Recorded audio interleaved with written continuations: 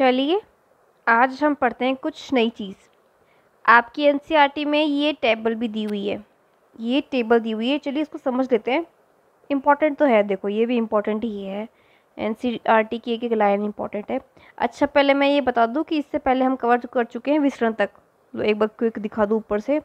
देखो हमने विसरण से स्टार्ट किया था, फिर हमने इसका एक पार्ट सुसाध्य विसरण पढ़ा था जिसमें कुछ ना किसी प्रकार के ट्रांसपोर्टर, चैनल, कैरियर ये सब यूज़ हो रहे थे। ये देखिए जैसे ये देखो ये थे ट्रांसपोर्टर्स। ये मैं अच्छे से पढ़ा चुकी हूँ, बस एक क्विक व्यू दे रही हूँ। विसरण पढ़ लिया, निष्क्रिय सिम्पोर्ट भी पढ़ लिया और निष्क्रिय एंटीपोर्ट भी पढ़ लिया। मतलब सेम डायरेक्शन में डिफरेंट मॉलिक्यूल मूव कर रहे हैं वो भी देख लिया, और डिफरेंट मॉलिक्यूल्स डिफरेंट डायरेक्शन में मूव कर रहे हैं वो भी देख लिया। फिर हमने एक्टिव ट्रांसपोर्ट भी पढ़ लिया था जिसमें एटीपी चाहिए थी। निष्क्रिय मतलब क्या होता है, एटीपी नहीं चाहिए, और सक्रिय मतलब एटीपी चाहिए, ये भी देख लिया।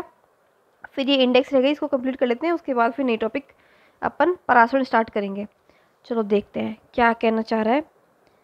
विशिष्ट झिल्ली का प्रोटीन की आवश्यकता, मतलब कि जो आपकी झिल्ली है, ये देखो झिल्ली है, क्या उस पर विशिष्ट तरह के प्रोटीन की जरूरत थी? और हाँ थी तो सही, उन्हीं प्रोटीन को तो बोल रहे थे, ट्रांसपोर्टर, कैरियर, चैनल्स। हाँ थी, जरूरत थी। क्या सिंपल डिफ्यूज़र में है, वो परफ्यूम की बोतल फोड़ी थी तो उसमें कोई वो था क्या, कोई अंदर से कोई वो लगा हुआ था वो बाहर निकाल रहा था उसको? नहीं ना, तो सिंपल डिफ्यूज़र में तो नहीं है। सुसाध्य में थी, हाँ फैसिलिटेट करवा रहा था उसमें तो थी, और सक्रिय में भी थी। चाहे उच्च सांद्रता से निम्न सांद्रता की ओर गमन कर रहा हो सुसाध्य, या फिर सक्रिय में निम्न सांद्रता से उच्च की कर रहा हो, लेकिन क्रॉस तो उसी के थ्रू कर रहा था ना। किसके थ्रू?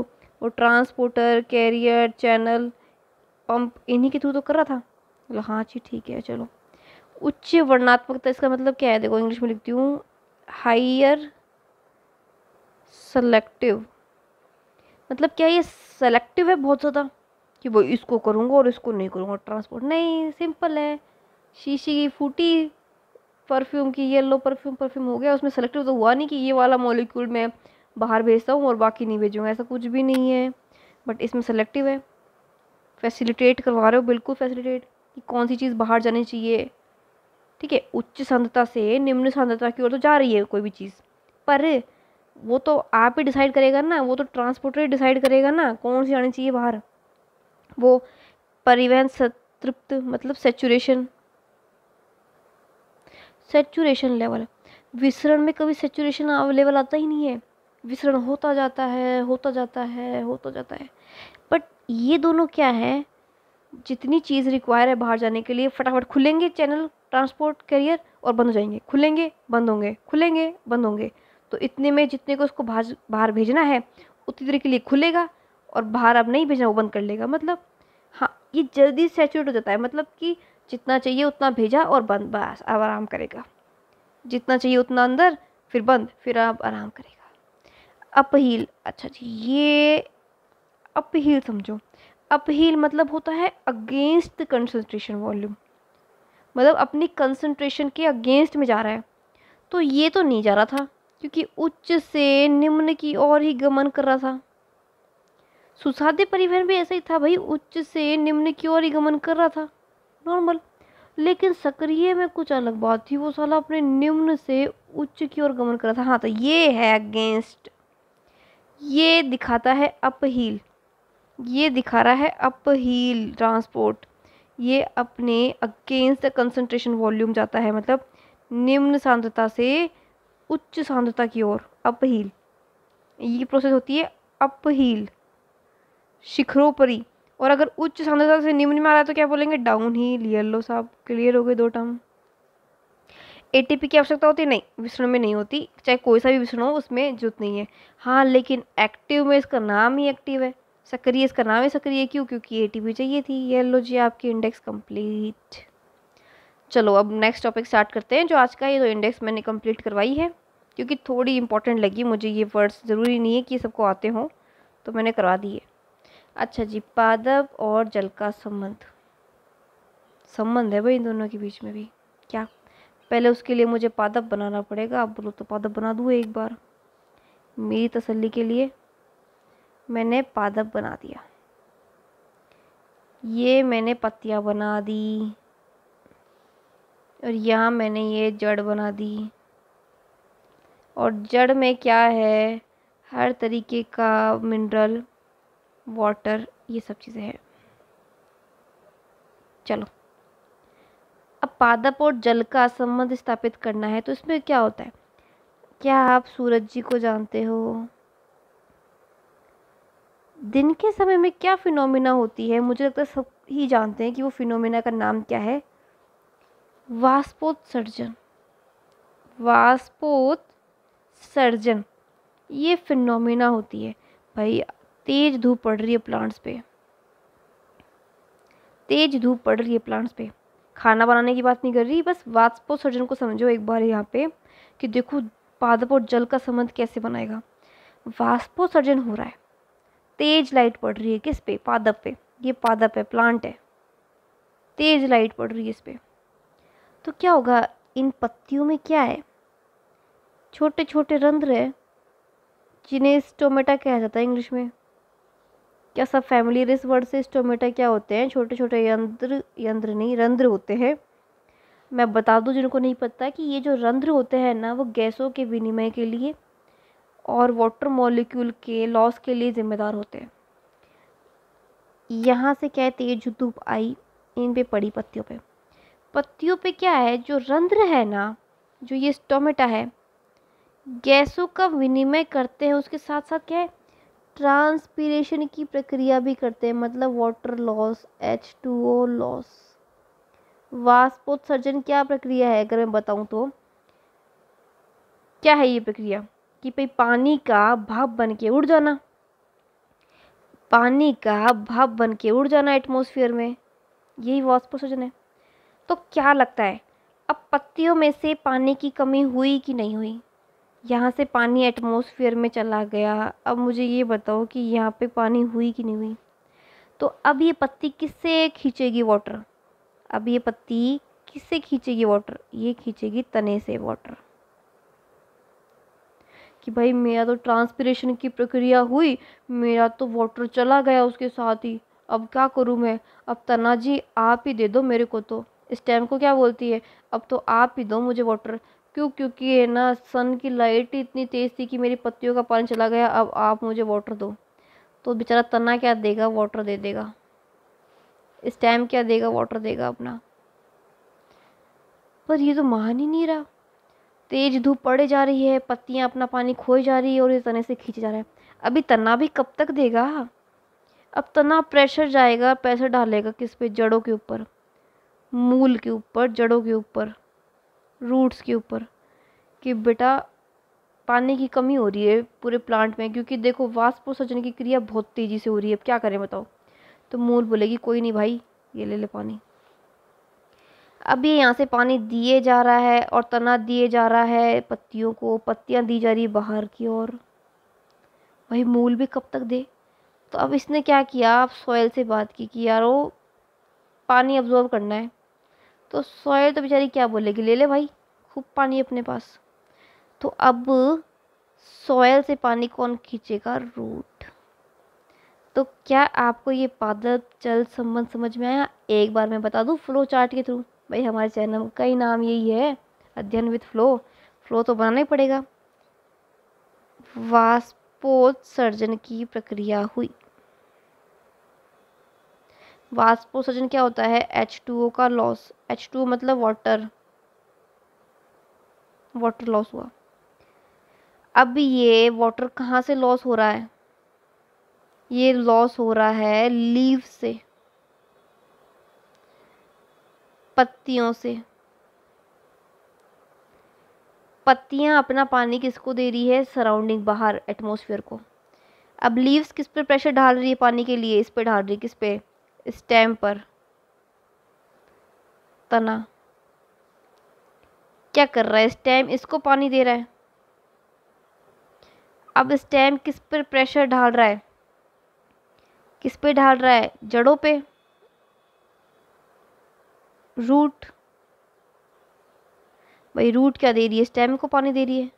ये डॉट डॉट बना रही हूँ ना, वो H2O ट्रांसफर करवा रही हूँ मैं ये सराउंडिंग में।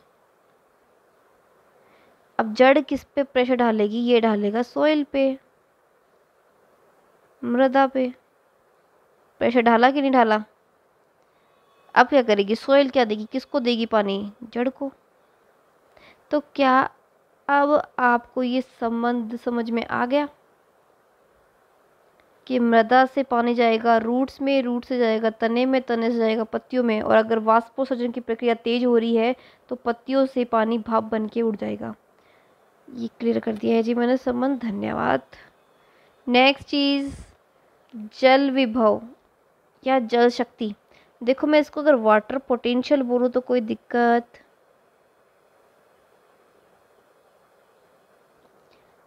जल विभव मैं समझाती हूँ जल विभव क्या होता है। उसके लिए एक टर्म क्लियर करना जरूरी है, विलय विभव, solute potential, solute potential Hindi में बोलते हैं विलय विभव।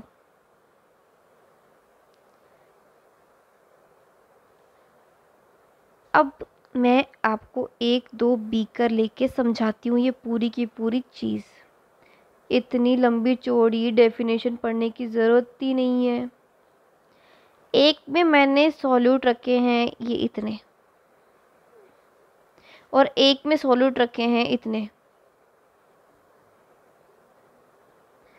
सबसे ज़्यादा सॉल्यूट पोटेंशियल किसका है, सबसे ज़्यादा सॉल्यूट पोटेंशियल का मतलब है सबसे ज़्यादा विलय किसके पास है, सॉल्यूट किसके पास है, क्या बोलोगे, ए के पास है कि बी के पास है जी? बी के पास सबसे ज़्यादा सॉल्यूट है, बहुत ज़्यादा है, बहुत ही ज़्यादा है। और सिस्टम ए के पास सॉल्यूट थोड़े कम है जी, थोड़े क्या कम ही है, 5 ही सॉल्यूट है। ये होता है सॉल्यूट पोटेंशियल। अब मैं इसको क्लियर करूंगी जल विभव के साथ, वाटर पोटेंशियल के साथ, ध्यान से सुनना।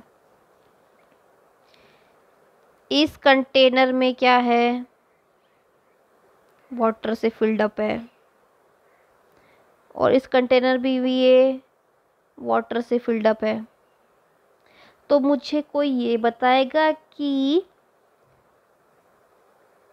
ए में ज़्यादा वाटर है कि बी में ज़्यादा वाटर है?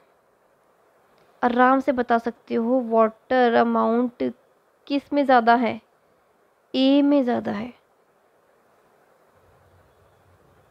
और कम किस में है, बी में।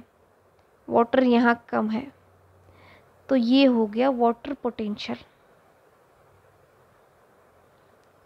पोटेंशियल जल विभव मतलब कि जितना कम सॉल्यूट होगा ना किसी सॉल्यूशन में, उतना ही वाटर का पोटेंशियल ज़्यादा होगा। साधारण भाषा में कहूँ तो जल में जितनी ज़्यादा कम मिलावट होगी उसका जल विभव उतना ही बढ़िया होगा। जल विभव मतलब जितना कम मिलावट उतना ही जल विभव बहुत सुंदर, बहुत बढ़िया जल विभव, खूब जल विभव। जल विभव ही जल विभव है, मतलब जल ही जल है। और जिसमें सॉल्यूट ज़्यादा हुए, जिसमें सॉल्यूट ज़्यादा हुए उसका जल विभव है, जो वाटर पोटेंशियल है, वो एकदम कम होगा। मुझे लगता है अब तो बहुत ही बढ़िया से समझ में आ गया होगा। अगर मैं बोलूँ कि यहाँ पे वाटर पोटेंशियल जल विभव ज़्यादा है तो वहाँ तुरंत सीख जाना, अब तुरंत अपनी बुद्धि लगा लेना कि जल विभव ज़्यादा है, इसका मतलब यहाँ पानी की अधिकता है, जल की अधिकता है, और सॉल्यूट जो विलय है वो कम है। मतलब जो विलय है वो ज़्यादा है, इसका मतलब तुम तुरंत समझ जाना कि जल का विभव मतलब वाटर पोटेंशियल कम है। अगर मैं बोलूँ कि देखो यहाँ पे ना जो सॉइल होती है ना, सॉइल मैं बोल रही हूँ, देखो सुनो, सॉइल में क्या होता है बच्चों, सॉइल में होता है जल का विभव सबसे ज़्यादा। अगर मैं ये बोल दूँ लाइन तो तुम क्या समझोगे उस वक्त? सिंपल सी एक बात समझना कि मैम ने कहा है कि जल विभव मृदा में ज़्यादा है, इसका मतलब कि जल का अमाउंट है वो मृदा में सबसे ज़्यादा है अभी, और सॉलिड पार्टिकल कम है, विलय कम है और जल ज़्यादा है। अगर मैं बोलूँ कि बच्चों तने में वाटर पोटेंशियल ज़्यादा है तो तुम क्या समझोगे? अगर तने में मैम ने बोला है कि वाटर पोटेंशियल ज़्यादा है, इसका मतलब तने में वाटर ज़्यादा है। अगर मैं बोलूँ लीफ के पास वाटर पोटेंशियल कम हो गया है तो तुम क्या समझोगे? लीफ पोटेंशियल मतलब वाटर पोटेंशियल लीफ में, मतलब जल विभव लीफ में कम हो गया, इसका मतलब पानी कम हो रहा है वहाँ पे। Is it clear guys? बहुत ही सिंपल वे में समझा दिया है मैंने, जो अच्छों को समझ में नहीं आता, लेकिन आपने अगर ढंग से सुना है तो आपको समझ में आ जाएगा। अब मैं एक चीज़ बता रही हूँ जिसमें से आपको ये समझ में आ जाएंगे, पूरे ये दा बा वगैरह ये सबको समझ में आ जाएंगे, जो आपकी इस बुक में भी अच्छे से नहीं बता रखे। ये नकारात्मक कब होगा, सकारात्मक कब होगा,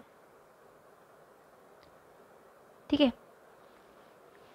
मैं एक प्लांट बना रही हूँ,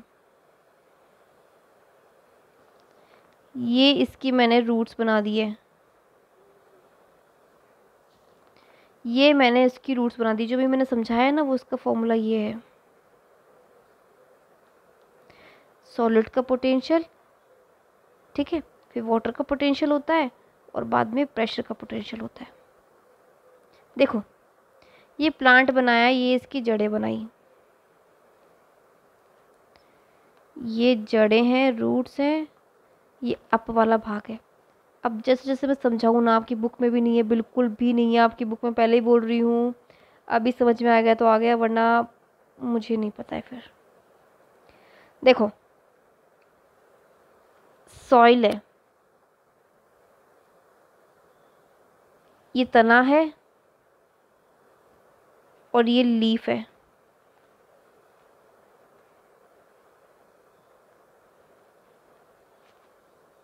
ऑलराइट गाइस, इतना क्लियर है। और यहाँ पे क्या है, सॉलिड भी है और वाटर भी है। अब समझना, देखो मैं अगर बोलूँ कि वाष्पोत्सर्जन की प्रक्रिया हो रही है, वाष्पोत्सर्जन की प्रक्रिया हो रही है, तो क्या आप समझोगे, क्या समझोगे आप कि यहाँ से क्या हुआ, वाटर लॉस हो रहा है, H2O लॉस। अभी समझाया बड़ा थोड़ी देर पहले, लॉस हुआ कि नहीं हुआ? हो गया जी, बिल्कुल हो रहा है। तो अब मुझे कोई ये बताएगा कि इस पत्तियों में जल का विभव क्या हो रहा है? अब जल विभव कम हुआ कि ज़्यादा हुआ? जैसे ही पानी निकल गया बाहर सारा, यहाँ पे जल विभव कम हो गया, जल विभव पत्तियों में कम हुआ। तो अब क्या पता लगा कि जल विभव कम हो गया, मतलब यहाँ से वाटर का लॉस हो गया। तो अब ये पत्तियाँ किससे उम्मीद रखेगी कि इसको पानी मिले? तने से। तने से उम्मीद क्यों रखेगी? क्योंकि तने ने तो नहीं खोया ना अभी तक पानी। तने का जो जल विभव है वो पत्तियों के जल विभव से ज़्यादा है अभी। मतलब जो वाटर अमाउंट है वो ज़्यादा है, किसके कंपेयर में? लीफ के कंपेयर में किसके पास ज़्यादा है? फिलहाल तने के पास ज़्यादा है। तो ये क्या देगा, अपना वाटर लीफ को दे देगा। अगर ये इसी तरह लीफ को अपना वाटर देता रहेगा तो इसमें भी क्या कमी हो जाएगी? फिर बाद में क्या होगा, इस तने का जल विभव कम होगा, मतलब वाटर कम हो गया। तो अब ये किस पे प्रेशर डालेगा? ये किस पे प्रेशर डालेगा? ये डालेगा जड़ों पर, ये डालेगा जड़ों पर। क्या बोलेगा जड़ों से कि मेरा पानी ख़त्म हो गया क्योंकि मैंने पत्तियों को दे दिया, क्योंकि पत्तियाँ क्या वाष्पोत्सर्जन कर रही है तो मैंने वहाँ पे दे दिया। अब ये जो तना है वो जड़ के पास क्या सोच के आया था कि इसको पानी मिल जाएगा? बिल्कुल ये सोच के आया था। क्यों? क्योंकि जड़ों के पास अभी जल विभव ज़्यादा है। तो क्या करेगा, ये अपना पानी तने को दे देगा। अब जड़ें हैं, ठीक है, पानी दिए जा रही है, कमी इसके पास भी जाएगी। जब इसका विभव कम हो जाएगा तो ये किससे संपर्क करेगा? सॉइल से, कि भाई पानी कम हो गया है। अब सॉइल के पास ही जड़ें क्यों आई हैं? क्योंकि इसको पता है कि यहाँ पे जल का विभव ज़्यादा है, जल विभव ज़्यादा है, तो क्या करेगी सॉइल जो होगी इसको अपना पानी दे देगी। क्या अब पूरी की पूरी बात ये सब समझ में आई कि नहीं आई? तो आप डायरेक्टली कहो या इनडायरेक्टली कहो, आपने क्या समझा कि जो जल की गति है वो अपने उच्च विभव से कम विभव की ओर गमन करेगी। मतलब जहाँ ज़्यादा पानी है वो किस ओर गमन करेगा, जहाँ पे किस ओर गमन करेगा, जहाँ पे कम पानी है। मतलब कि जल अपने उच्च विभव से कम विभव की ओर गमन करेगा। यही मैं पूरी कहानी समझाना चाह रही थी आपको जल विभव की, और मुझे लगता है आपको समझ में आ गई है। कोई पैमाना सेट करके बताऊं? कोई पैमाना सेट कर दूं? क्या पता जल्दी समझ में आ जाए। और भाई मैं एक पौधा बनाती हूँ, ये मैंने जड़ बना ली, ये जड़ है जी, यहाँ पे पानी मिल जाएगा आपको।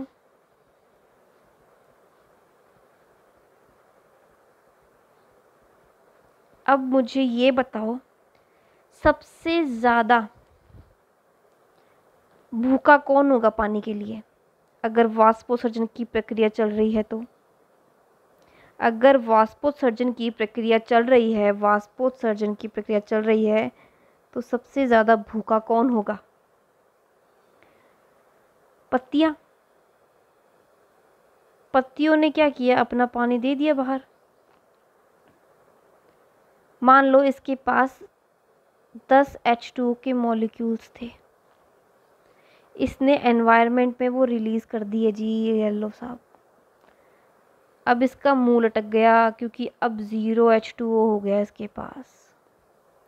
बट यहाँ पे तना तो खुश है, तने के पास क्या है, 100 मॉलिक्यूल है वाटर के, ये हैप्पी है जी, हैप्पी है जी, हैप्पी। अब ये मुंह लटका के इसके पास आएगा, तने के पास, कि मेरे को पानी दे दे।